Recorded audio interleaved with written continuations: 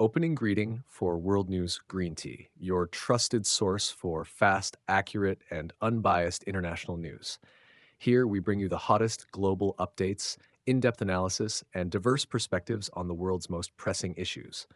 Don't forget to like, subscribe, and turn on the notification bell so you never miss a story. Thank you for choosing World News Greenty. Here's today's news. Russia-Ukraine war in recent days. India and Pakistan remain tense.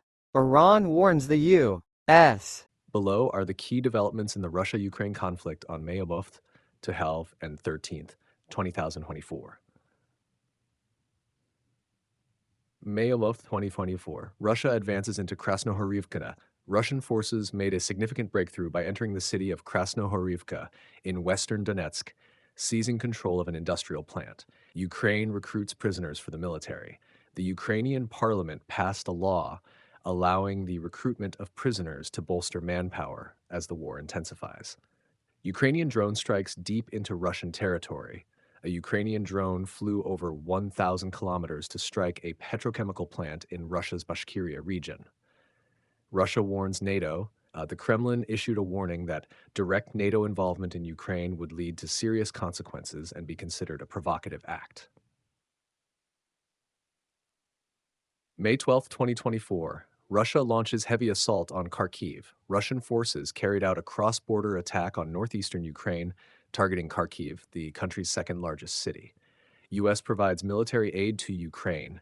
The United States announced a $400 million military aid package for Ukraine, including ammunition and missiles for the Patriot and Stinger air defense systems, artillery shells, Javelin anti-tank missiles, armored vehicles, and patrol boats. Ukraine loses Leopard 2 tank. During clashes in Donetsk, Ukraine lost another German-made Leopard 2A4 tank destroyed by Russian artillery and drones. Ukraine strikes oil depot in Luhansk.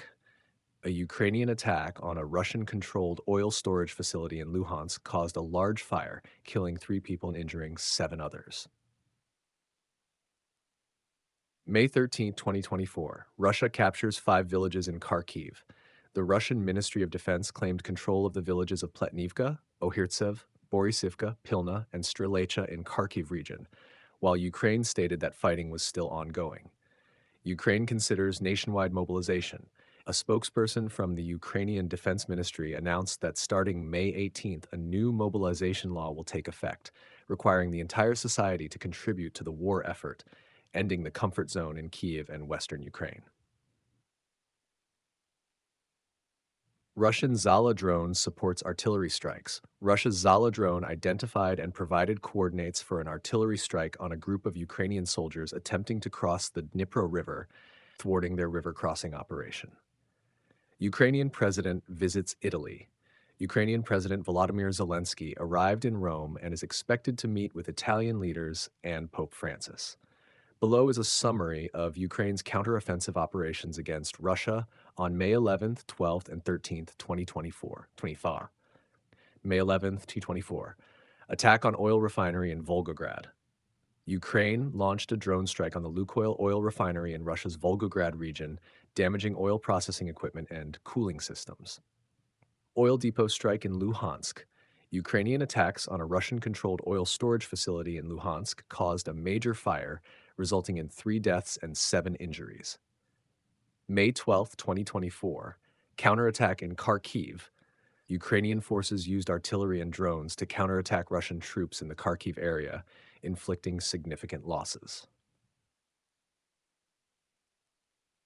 May 13, 2024. Strike on air defense base in Crimea.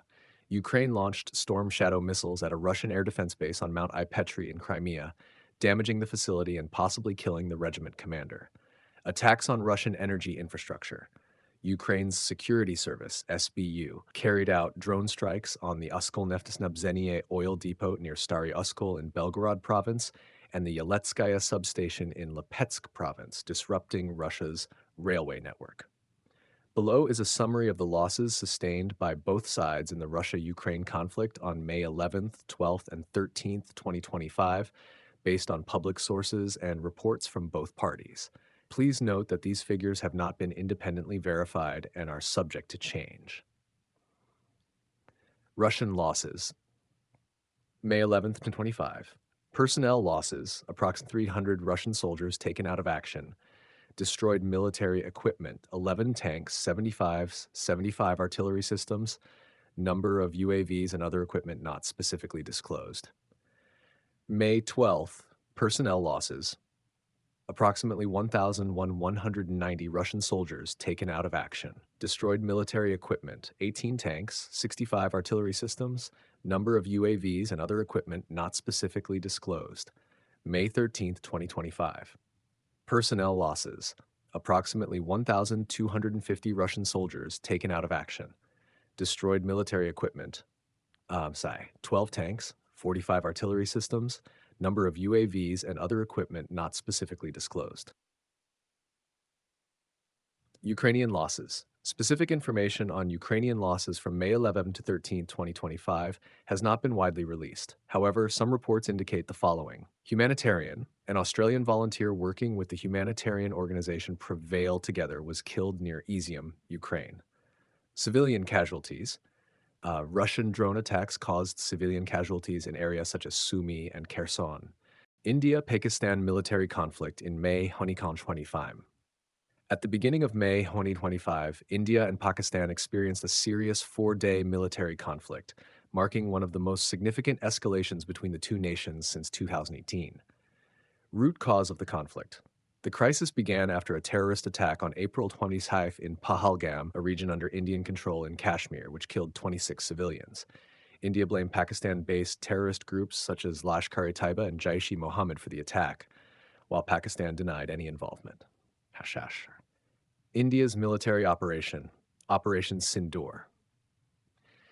In response, on May 7th, India launched Operation Sindoor, carrying out precision airstrikes using BrahMos cruise missiles and Rafale jets equipped with Scalp missiles and ASM hammer bombs. The strikes targeted 9 locations in Pakistan and Pakistan-administered Kashmir, including terrorist training camps and military facilities in Bahawalpur, Muridki, Muzaffarabad, and Kotli. India claimed to have eliminated over 100 terrorists during the operation. Pakistan's response and rising tensions. Pakistan retaliated with drone and missile attacks targeting Indian cities like Amritsar. India reported intercepting these attacks using its S-400 air defense system. Pakistan also claimed to have shot down 5 Indian fighter jets and accused India of targeting civilian areas, including mosques, resulting in at least 31 civilian deaths. Ceasefire agreement and current situation. Amid fears of the conflict escalating into full-scale war, a ceasefire agreement was signed on May 10th, brokered by the United States and 36 other countries. The ceasefire took effect at 5 IST on the same day. However, just days later, both sides accused each other of violating the truce. Skirmishes and limited military activities have continued along the line of control, LOC. International and humanitarian impact. The conflict sparked global concern, especially among Indian and Pakistani diaspora communities. Numerous humanitarian organizations condemned the attacks on civilian areas and urged both sides to exercise restraint. The United Nations and several countries called for a peaceful resolution through dialogue and adherence to international law. Outlook for the future. Although a ceasefire is in place, the situation remains fragile. Both nations have maintained hardline positions, especially on the Kashmir issue. Analysts believe that sustainable peace will require international involvement and a strong commitment from both sides to resolve core issues through dialogue and cooperation. Developments on May 11-12, 2025, tensions between India and Pakistan remained high following the ceasefire agreement signed on May 10th. While no large-scale attacks occurred, minor incidents and strong statements from both sides indicated the fragile nature of the truce. Key events on May 11-12, drone detection and response. On May 12th, 3 suspected Pakistani drones were detected near border areas in Rajasthan, Munabao, and Jammu and Kashmir, Samba. Indian security forces deployed countermeasures and began tracking the drones. Additionally, some border areas like Amritsar and Hoshiarpur experienced power outages as a precaution against potential threats. India's firm stance. Prime Minister Narendra Modi emphasized that Pakistan must eliminate its terrorist infrastructure if it wants a secure future. He also warned that India would respond strongly to any future terrorist attacks. Border situation. Despite the ceasefire, both countries continued to accuse each other of violations. India accused Pakistan of breaching the truce, while Pakistan denied the claims, calling India's reports baseless. Current situation and outlook. The ceasefire between India and Pakistan remains in effect, but the situation is still highly volatile. Both sides continue to hold firm positions, particularly regarding Kashmir. Analysts maintain that lasting peace will require the involvement of the international community and genuine commitment from both nations to resolve underlying issues through dialogue and cooperation. Iran warns the U.S. the gates of hell will open if red lines are crossed. Tensions in the Middle East are on the rise once again, as Iran has issued a stern warning to the United States, stating that the gates of hell will open if Washington continues its current course of action in the region.